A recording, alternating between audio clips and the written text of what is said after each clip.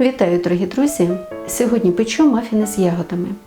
Це те, що треба готувати літом. Швидко, просто і неймовірно смачно. В первую очередь к молоку добавляю мед и нагреваю до его полного растворения. Не надо кипятить или сильно нагревать.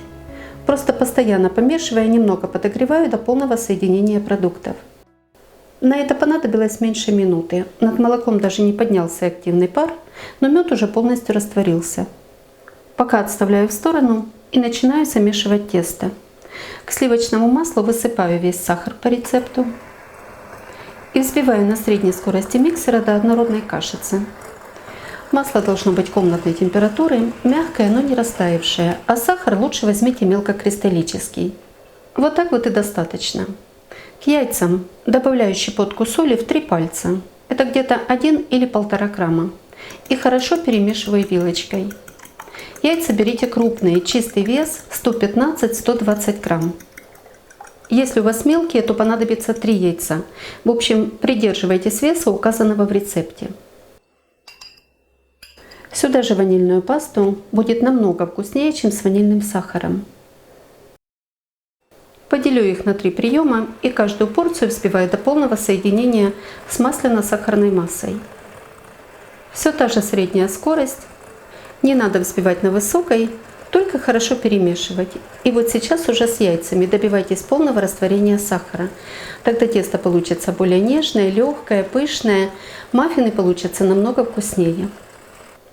Последняя порция яиц. Тесто готовится очень быстро, поэтому перед замесом обязательно подготовьте ягоды. Хорошо помойте и просушите на бумажном полотенце. Чтобы тесто не стояло, сразу его отсадить по формам и выпекать. Все, жидкая часть теста полностью готова. К муке добавляю разрыхлитель. Немного перемешиваю и обязательно просеиваю. Делю муку на 3 порции и добавляю, чередуя с молоком. Можно ее вмешивать лопаткой или миксером, только на самой низкой скорости. Собираю ее по стенкам. И вот сейчас можно не добиваться однородности, чтобы недолго замешивать тесто. Иначе оно затянется, и маффины получатся не такие мягкие, не такие пористые. Добавляю половину молока и снова перемешиваю.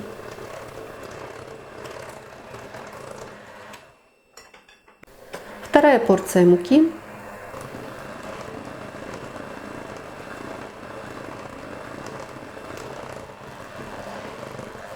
Снова молоко, выливаю уже все. Я думаю, вы еще не замешивали маффины с добавлением меда. Обязательно попробуйте, и я уверена, они вам очень-очень понравятся. Благодаря меду они получаются более мягкие, нежные, влажные внутри и более ароматные. И последняя мука. Вот теперь хорошо перемешиваю, чтобы нигде не остались ее комочки. Зачищайте стенки, донышко. Все проверяйте. Тесто должно получиться однородным. Все, тесто полностью готово.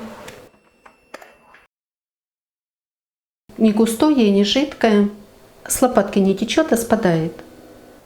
И на поверхности сохраняется рельеф, рисунок. Подготавливаю формы. И включаю духовку на разогрев, температура 180 градусов. Половину набираю в кондитерский мешок и разделяю по формочкам. Можно это сделать ложкой, но мешком удобнее. И раскладываю ягоды. У меня голубика. Довольно-таки крупная, поэтому по 3 штучки на донышко будет достаточно. Выдавливаю оставшееся тесто. Эта порция рассчитана ровно на 12 штук. Размеры своих формочек я укажу под рецептом в описании. Заполняются они не полностью, остается где-то чуть меньше сантиметра до верха. При выпечке они хорошо поднимаются, поэтому оставляйте запас. Посмотрите, тесто само с мешка не вытекает, только под давлением. Если тесто жидкое, маффины плохо пропекаются, получаются не такие пористые, поэтому обращайте внимание на его плотность. И сверху на тесто выкладываю ягоды. По 4 штучки, можно и по 5, если они более мелкие. Немного их вдавливаю. Не бойтесь, они не осядут на самое донышко, тесто не настолько жидкое. Всего их понадобилось 140 грамм. Можно было их сразу все перемешать с тестом, но так намного лучше.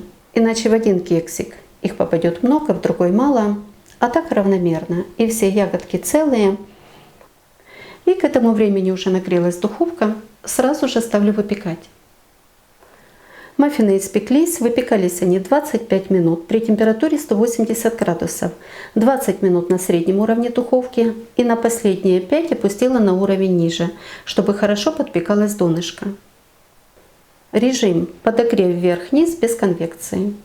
Хорошо подрумянились, и посмотрите, какая красивая корочка. Не глянцевая и блестящая, а пористая, очень напоминает бисквитную. Румяные, высокие, поднимаются на всю формочку и запекаются горочкой. Через 5 минут достану на решетку и оставлю до полного остывания.